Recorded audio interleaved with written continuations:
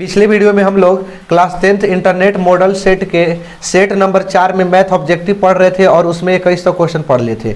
आज हम लोग क्वेश्चन नंबर 22 से स्टार्ट करेंगे। तो जैसा कि 22वां क्वेश्चन आपके सामने दिखाई दे रहा होगा, 22वां क्वेश्चन में है कि किसी असममित बंटन का माध्य और माध्यक दे दिया हुआ है 26.8 और 27.9 है। देखिए पहले माध्य दे दिया हुआ है, माध्य कितना दिया है 26.8 दिया है और माध्यक दिया हुआ है, माध्यक दिया हुआ है 27.9। तो बोल रहा है कि बहुलक क्या होगा। तो आप लोग बहुलक का फॉर्मूला जानते होंगे कि बहुलक बराबर होता है 3 माध्यक माइनस 2 माध्य, 3 माध्यक माइनस 2 माध्य।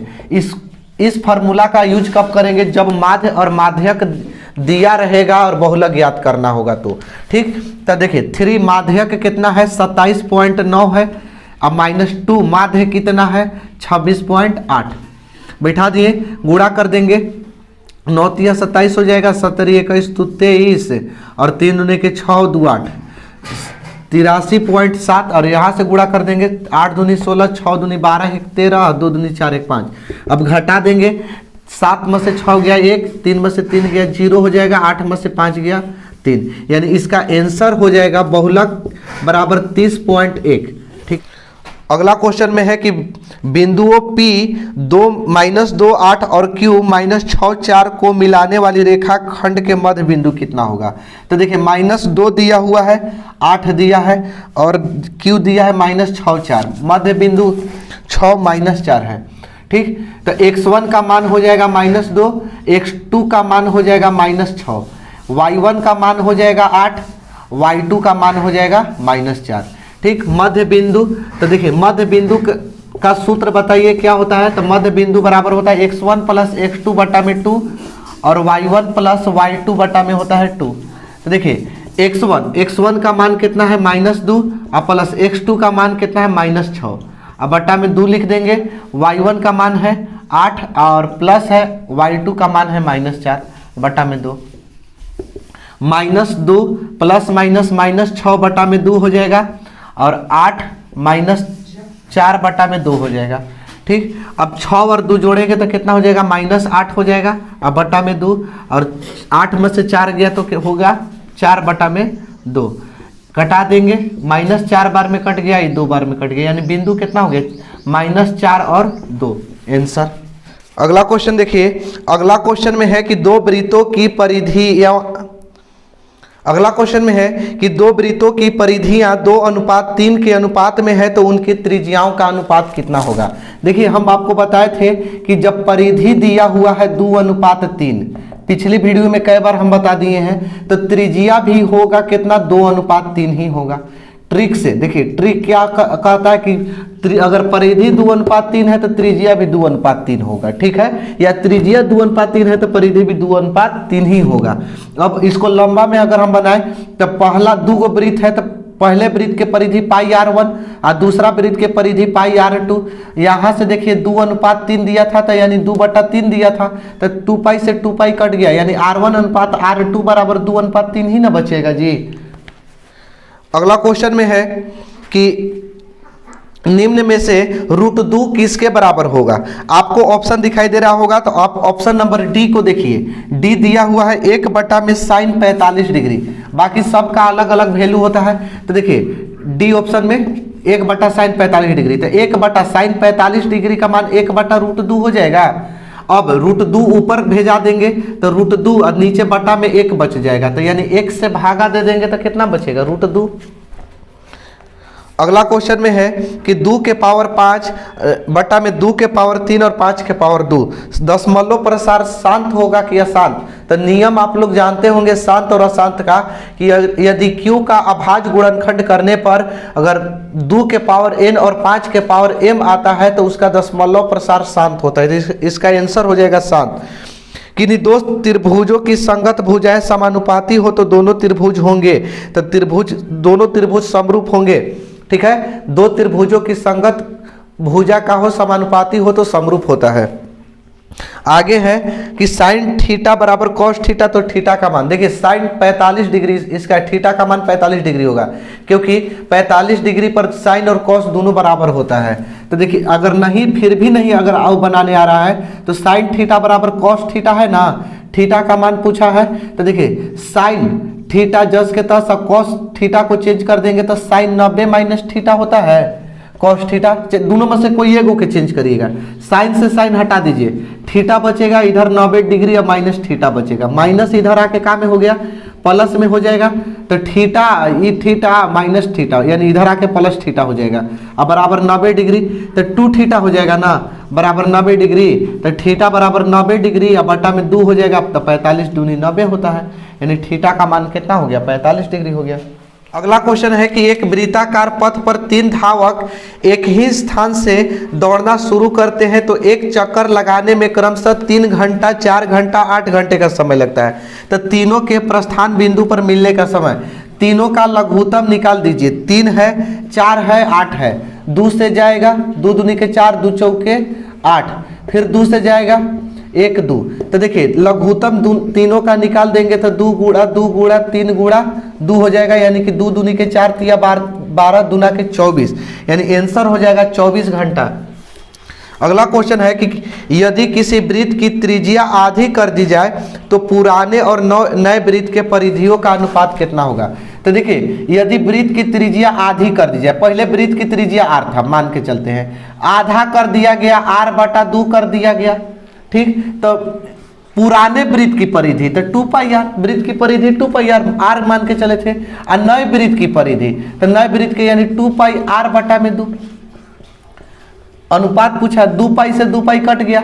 अब देखिए आर अब ये 2 यहाँ भागा में है ना तो ऊपरे ले जाइए इसको 2 को, अब बटा में आर बचेगा, आर से आर कट गया, नीचे 1 बचेगा, 2 बटा 1 यानी 2 अनुपात 1 हो जाएगा। अगला क्वेश्चन में है कि किसी घटना की प्रायिकता नहीं हो सकती है, तो घटना की प्रायिकता कभी भी ऋणात्मक नहीं होती है, तो -1 आंसर होगा। अगला क्वेश्चन है कि 1 + cot स्क्वायर ए, देखिए 1 + cot स्क्वायर ए बटा में 1 + tan स्क्वायर ए का मान पूछा है। तो देखिए 1 + cot स्क्वायर ए क्या होता है, कॉसेक स्क्वायर होता है फार्मूला, अब 1 + tan स्क्वायर ए क्या होता है, सेक स्क्वायर ए होता है। तो कॉसेक स्क्वायर ए का फॉर्मूला होता है 1 बटा साइन स्क्वायर ए, और सेक स्क्वायर का फॉर्मूला होता है 1 बटा कॉस स्क्वायर ए। अब देखिए 1 बटा साइन स्क्वायर है जस के तस लिख देंगे, और कॉस स्क्वायर को ऊपर भेजेंगे और 1 हो जाएगा नीचे, कॉस स्क्वायर में 1 का गुणा करेंगे तो कॉस स्क्वायर ए और बटा में साइन स्क्वायर ए। अब बताइए कॉस स्क्वायर ए बटा साइन स्क्वायर ए का होता है कॉट स्क्वायर ए, कि 17 बटा 24 का दशमलव प्रसार क्या होगा। तो 17 बटा 24 के करिए, 24 का गुणनखंड, तो 2 से 12 बार में, 2 से 6 बार में, 2 से 3 बार में। देखिए 17 बटा 2 के पावर क्या हो गया, 3 हो गया, 3 हो गया, तो 3 आ गया ना, तो ये हो जाएगा अशांत, क्या हो जाएगा अशांत।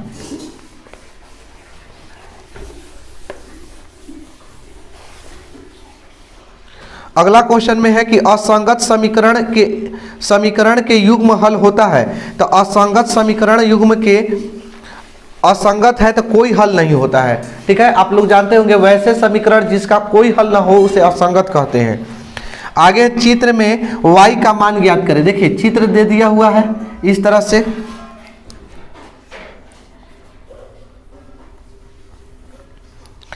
यहां CDAB, बीच में O है, यहाँ बन रहा है 125 डिग्री, और यहाँ दे दिया हुआ है 70 डिग्री, और यहाँ दिया हुआ है y का मान ज्ञात करना है। तो ध्यान से समझिए, ये जब 125 है तो ये पूरा 180 डिग्री होगा, तो यानी 125 ये जब 70 डिग्री है यहाँ, ठीक। यहाँ यानी कोण O 125 और प्लस कोण O बराबर कितना हो जाएगा 180 डिग्री। देखिए एक चांद बनने लगा ना, तो ये दोनों मिला के 180 डिग्री होगा, तो कोण O बराबर 180 डिग्री या -125, घटेगा तो कितना बचेगा 5 बचेगा, यहाँ बचेगा 7 में से 2 गया 5, 55 डिग्री हो जाएगा। तो जब ये 55 डिग्री हो जाएगा तो 55 और 70 125 होता है, त्रिभुज के तीनों कोणों को मिला के, यानी 125 हो जाएगा, ये दोनों मिला के 125, तो ये कितना हो जाएगा 55, ये भी 55 डिग्री होगा, यानी y का मान 55 आएगा जी। देखिए y का मान 55 कैसे होगा, जब e 55 d का मान 55 तो e एकांतर कोण से बराबर होता है। जब दो समांतर रेखा को एक तिर्यक रेखा प्रतिच्छेद करे तो एकांतर कोण क्या होते हैं, बराबर होते हैं। एक इधर का कोण और इधर का कोण बराबर होता है, तो y का मान 55 डिग्री होगा। अगला क्वेश्चन में है कार्तीय तल में स्थित बिंदु 6, 4 के भुजा का मान, भुजा नहीं लिखा हुआ है, भुज लिखा हुआ है। तो देखिए x को भुज y को कोटि कहते हैं, तो x का मान है 6, तो 6 क्या हो जाएगा, भुज हो जाएगा। आगे है कि प्रथम 5 प्राकृतिक संख्याओं का माध्य क्या होगा, तो प्राकृतिक संख्या क्या होता है, गिनती की संख्या को प्राकृतिक संख्या कहते हैं। कई गो प्राकृतिक संख्या, 5 प्राकृतिक संख्या ना, 1 होगा, 2 होगा, 3 होगा, 4 होगा, 5 होगा। माध्य कैसे ज्ञात करते हैं, तो माध्य बराबर फार्मूला होता है कि सबको जोड़ने के बाद जय को है तय से भाग देते हैं, तो 5 से भाग दे देंगे। 5 4 9 3 12 2 14 1 15, 15 बटा में हो जाएगा 5, 5 3 15, 3 आंसर हो गया। अगला क्वेश्चन है कि दो समरूप त्रिभुजों के क्षेत्रफलों के अनुपात 64:25 है, तो उनके भुजाओं का अनुपात कितना होगा। क्षेत्रफल दिया है कितना, 64 अनुपात दे दिया हुआ है 25। हमसे भुजा पूछा है ना, तो भुजा के अनुपात ज्ञात करने के लिए क्षेत्रफल को रूट में कर देते हैं, ये ट्रिक होता है। अगर क्षेत्रफल दिया रहे भुजा ज्ञात करना हो तो रूट में, और भुजा दिया हो क्षेत्रफल दिया हो तो स्क्वायर में, तो हो जाएगा 8 और यहाँ हो जाएगा 5। 64 का वर्गमूल 8, 25 का 5, 8 अनुपात हो जाएगा 5। अगला क्वेश्चन में है कि यदि px बराबर दे दिया हुआ है x square minus 2x plus 5 के शून्यक अल्फा बीटा हो, तो अल्फा इंटू बीटा का मान पूछा है। a का मान 1 होगा, b का मान -2, c का मान 5। अल्फा इंटू बीटा होता है c बटे a, c का मान कितना हो जाएगा, 5 हो जाएगा, a का मान 1, यानी 5 आंसर। अगला क्वेश्चन में है कि यदि 3 थीटा बराबर 90 डिग्री तो tan थीटा का मान ज्ञात करना है। ठीक, तो देखिए थीटा बराबर हो जाएगा 90 डिग्री बटा में 3 हो जाएगा, 3 से कटा देंगे 30 3 90, यानी थीटा का मान हो गया 30 डिग्री। तो tan थीटा का मान ज्ञात करना है, तो tan बैठा देंगे, थीटा का मान 30 डिग्री, तो tan 30 डिग्री का मान कितना होता है, 1 बटा में √3 होता है। अगला क्वेश्चन देखिए, अगला क्वेश्चन में यदि थीटा बराबर 45 डिग्री, तो ज्ञात करना है tan स्क्वायर थीटा प्लस 1 बटा में sin स्क्वायर थीटा का मान। तो देखिए tan स्क्वायर थीटा है ना, थीटा के मान 45 डिग्री और प्लस 1 बटा sin स्क्वायर थीटा है, थीटा के मान 45 डिग्री। तो tan 45 डिग्री का मान 1 का स्क्वायर हो जाएगा, और यहाँ से प्लस 1 बटा sin 45 डिग्री का मान 1 बटा √2 होता है, स्क्वायर कर दिए। अब देखिए यहाँ से 1 एकम 1 बटा में 1 एकम 1 √2 में √2 से गुणा करेंगे 2 हो जाएगा, 2 को ऊपर ले जाएंगे, तो देखिए 1 प्लस 2 हो जाएगा, बटा 1 रहेगा तो 1 के भाग दे देंगे तो 2 हो जाएगा, 2 और 1 कितना हो जाएगा, 3 हो जाएगा आंसर। अगला क्वेश्चन में है कि द्विघात बहुपद x square plus 3x plus 2 के शून्यक होगा। तो शून्यक बहुत बार ज्ञात हम बता चुके हैं, अपना से बना लीजिएगा। अगला क्वेश्चन है कि सभी वर्ग होते हैं, तो सभी वर्ग क्या होते हैं, समरूप होते हैं। अगला क्वेश्चन में है कि सेक स्क्वायर थीटा बटा में 1 प्लस कॉट स्क्वायर थीटा का मान कितना होगा। तो सेक स्क्वायर थीटा बटा में 1 प्लस कॉट स्क्वायर किसके बराबर होता है, कोसेक स्क्वायर थीटा। तो सेक स्क्वायर को 1 बटा में कॉस स्क्वायर थीटा लिख सकते हैं, और कॉसेक स्क्वायर को 1 बटे साइन स्क्वायर थीटा लिख सकते हैं। तो 1 बटा कॉस स्क्वायर थीटा और गुणा साइन स्क्वायर थीटा ऊपर चल जाएगा और 1 नीचे, यानी साइन स्क्वायर थीटा बटा में क्या बचेगा, कॉस स्क्वायर में 1 से गुणा करेंगे cos square theta, sine square theta बटे कॉस स्क्वायर थीटा होता है tan स्क्वायर थीटा। अगला क्वेश्चन में है कि x का मान ज्ञात कीजिए। देखिए यहाँ x है और यहाँ 110 डिग्री है और यहाँ है 80 डिग्री, मान के चलते ये ABC। तो देखिए कोण C आप प्लस 110 डिग्री बराबर 180 डिग्री होगा। कैसे, यहाँ से अगर यहाँ तक अगर हम कहेंगे मान कि कितना हो गया, तो एक चांद बनने लगा, और चांद में कितना डिग्री का कोण होता है, 180 डिग्री का।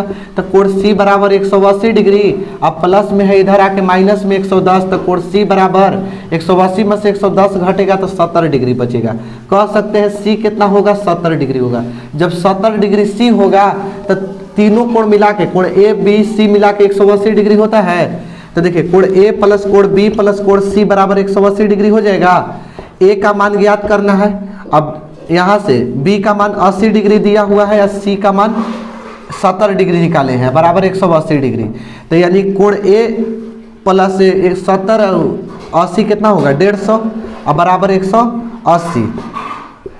तो कोण ए बराबर हो जाएगा 180 डिग्री या माइनस 150, यानी कह सकते हैं कि कोण ए बराबर कितना होगा 30 डिग्री। तो जब ये 30 डिग्री हो गया तो x और 30 एक चांद बनने लगा ना यहाँ से यहाँ तक, तो कितना होगा दोनों मिला के 180 डिग्री, यानी कह सकते हैं x प्लस कोण ए बराबर 180 डिग्री। तो x और a का मान कितना 30 डिग्री, a का मान कितना 30 डिग्री बराबर 180 डिग्री, यानी x बराबर 180 डिग्री या माइनस 30, कह सकते हैं x बराबर कितना 150 डिग्री। आंसर हो गया। अगला क्वेश्चन में है कि द्विघात समीकरण √2x² माइनस 6x प्लस 2√2 बराबर 0 के मूलों के योगफल और गुणनफल क्रमशः है। मूलों का योगफल, तो a का मान √2 हो जाएगा, b का मान हो जाएगा -6, c का मान हो जाएगा 2√2। तो मूलों का योगफल alpha plus beta minus b बटे a होता है, तो माइनस b का मान हो गया -6, a का मान हो गया √2। तो माइनस माइनस प्लस 6 बटा √2, यानी इसका हर का परमीकरण कर देंगे तो √2 बटा √2 हो जाएगा, यानी 6 √2 बटा में 2, यानी 3 बार में कटेगा ना 3√2। ठीक, तब मूलों का योगफल हो गया। मूलों का गुणनफल अल्फा इंटू बीटा का होता है c बटे a, c का मान है 2√2 और बटा में a का मान है √2, √2 से √2 कट गया 2 बचेगा, यानी इसका ऑप्शन नंबर हो जाएगा, आंसर नहीं दिया है। अगला क्वेश्चन में है कि 44 मीटर परिधि वाले वृत्त की त्रिज्या होगी। तो देखिए वृत्त की परिधि क्या होता है 2πr, दिया कितना है 44, 2π का मान बैठा दीजिए 22 बटे 7 गुणा r बराबर 44, 22 दूनी के हो जाएगा 44 बटा में 7 गुणा r बराबर 44 और r बराबर 44 गुणा 7 हो जाएगा, भागा में है तो गुणा में या बटा में 44, 44 से 44 कट गया, r का मान कितना हो जाएगा 7 हो जाएगा। अगला है कि दो परिमेय संख्याओं के बीच कितनी परिमेय संख्या हो सकती है। तो दो परिमेय संख्याओं के बीच अब अनंत परिमेय संख्या होती है, यानी अनेक। आगे है कि निम्न में से कौन रेखीय बहुपद के व्यंजक है। तो रेखीय बहुपद में है 2x - 3, ऑप्शन नंबर ए। आगे क्वेश्चन है कि किसी बिंदु की y अक्ष से दूरी क्या कहलाता है। तो y अक्ष से दूरी, y अक्ष से कहेगा तो x निर्देशांक। बस आज के लिए इतना ही।